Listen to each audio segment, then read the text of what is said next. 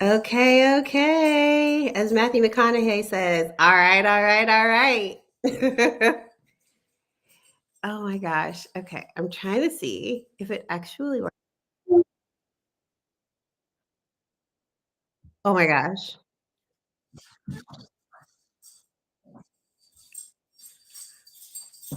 It worked. I was very, very concerned just a minute ago because there was a loud noise.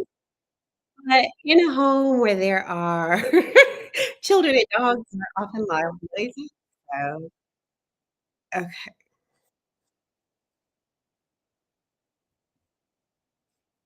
I am so like thrilled that this is working. I keep going back and forth from screen to screen, and I need to stop doing that so that I can stay right here, right where I am supposed to be.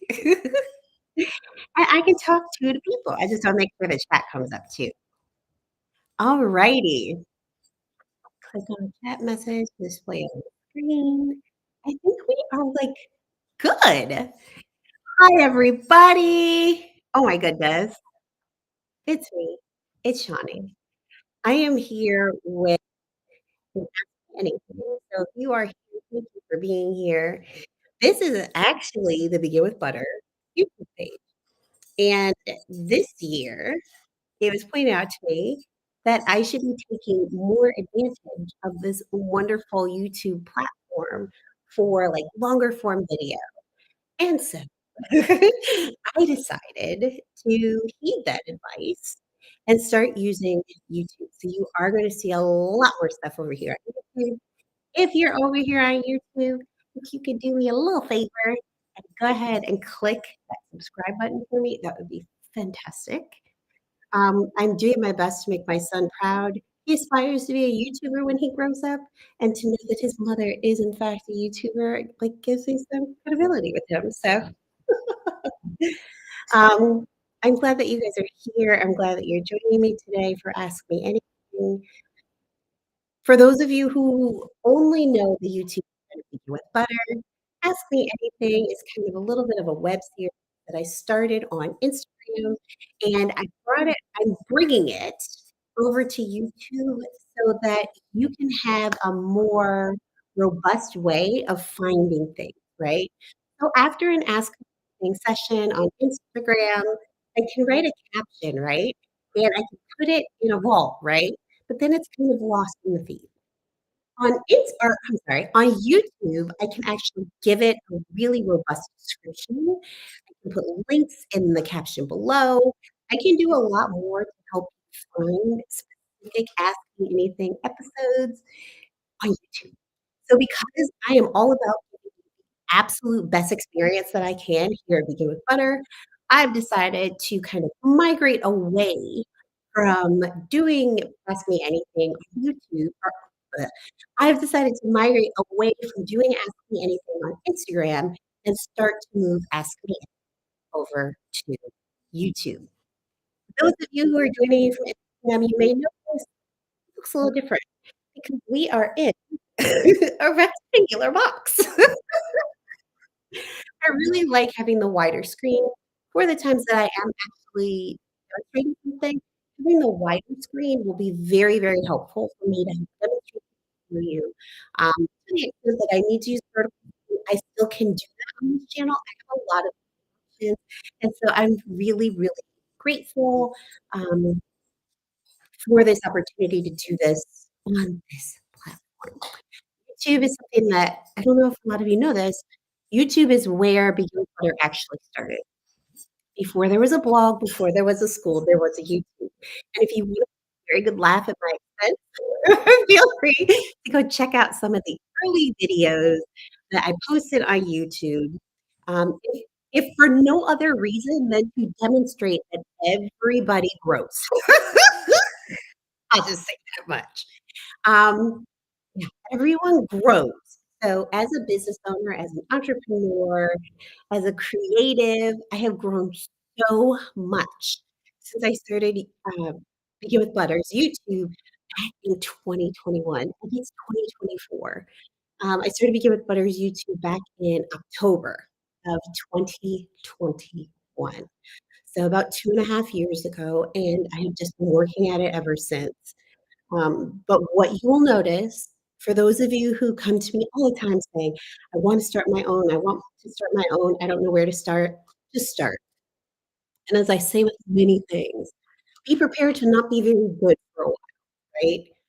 If you can humble yourself to the process will reward you eventually. Not happen right away. But if you can humble yourself to the process and be open to learning as you go, this process is going to absolutely, absolutely reward you. All right. So, one of the things I've been trying to do with Ask Me Anything over on Instagram is come up with kind of themed events, right? You all are welcome to come and bring any of your great questions. But what I like to do for the FAQs or kind of direct the conversation, I like to have a theme, right? And today, I want to talk about infused sugar.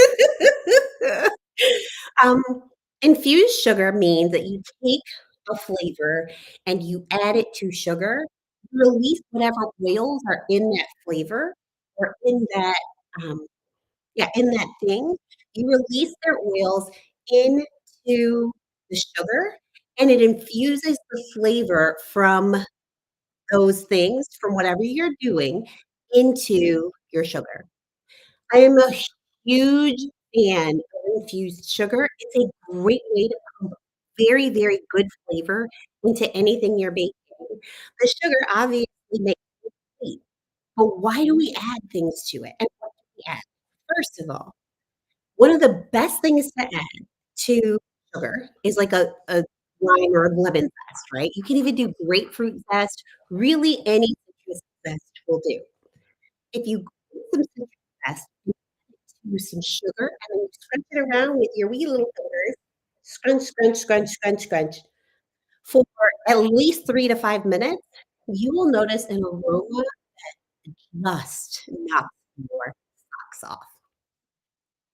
That aroma is the release of those oils from the zest into the sugar, right? And you'll also notice that your sugar gets a little clumpy. That's great. That's actually the oils kind of combining with the sugar. So, another thing that I love to add, it's a terrible, terrible secret that I am in love, let's just say it, with the humble vanilla bean. I use vanilla beans whenever I can, and I'm going back and kind of revising some of my recipes to include measurements for vanilla beans. It's usually either half of vanilla bean or a whole vanilla, depending on how much flavor you want. One vanilla bean is going to give you such a huge punch of flavor, such a huge punch of flavor that there are very few uses for more than one vanilla bean in the home baker's kitchen. But I have fallen in love with the humble vanilla bean, and what I love to do, scrape all those little vanilla bean seeds out of the vanilla bean pod, add it to my shaker, and you've guessed it, scrunch, scrunch, scrunch, scrunch. I don't know why I'm doing this. It's good. But that releases just a delicious, delicious vanilla scent. Um, and again, it's the oils from the vanilla seeds kind of just rubbing off because of the sugar, um, and just scenting and adding aroma to the air and wonderful vanilla flavor to your whatever you're making. You can really use this preparation in a lot of different ways.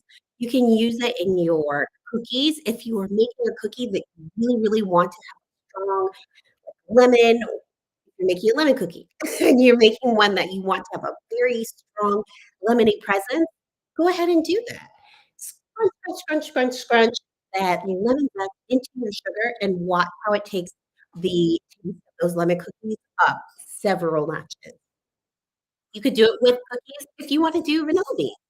The only thing you have to remember is if you use a vanilla bean, you do not want to add pure vanilla extract or even vanilla flavoring.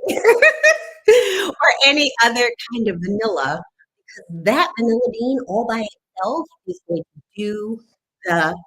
Let's talk about how so when you have your sugar, you have this thing that is very granular, right? It feels rough in between your hands like sandpaper. Sugar and sand are often a very similar texture, right? And so excuse me. And so when you think about the texture of sugar, it's a little bit rough. It tastes really good, but it's a little bit rough.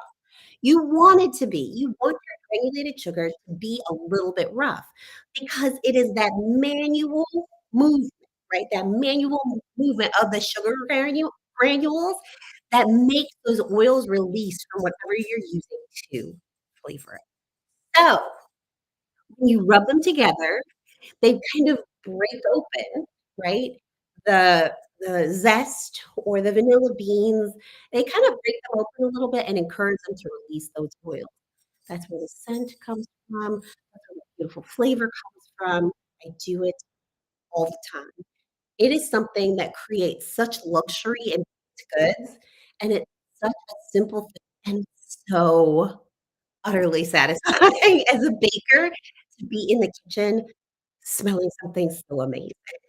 So, that's what I wanted to say about infused sugar. I am always here to answer your questions. I have done infused sugars with, let's see, I used a lavender paste one time, still working that out. I've not used vanilla bean paste to make, an infused sugar. I just used vanilla bean. I have used lemon zest, lime zest, and grapefruit zest. If you like grapefruit, then you would love if you like grapefruit, you would love a grapefruit infused sugar. There are many things that you can do to create infused sugar. There are just a lot of different ways to create it, and I hope that you try some of them, and that you enjoy every single one of them. As you discover this video, and I hope that you do, put some comments below and let me know what kinds of infused sugar you've made, and let me know if you're looking for ideas for how to infuse sugar. Guys, clearly this is something I feel very strongly and passionately about, and I could go on and on all day. But I wanna make sure that y'all get the rest of your day back, and I want you guys to know that I am so thrilled to be able to bring this to you on this channel, on this platform, in this way. I'm looking forward to growing Ask Me Anything on this platform and doing some more demonstrations, getting an opportunity to answer all of your great questions and be with you.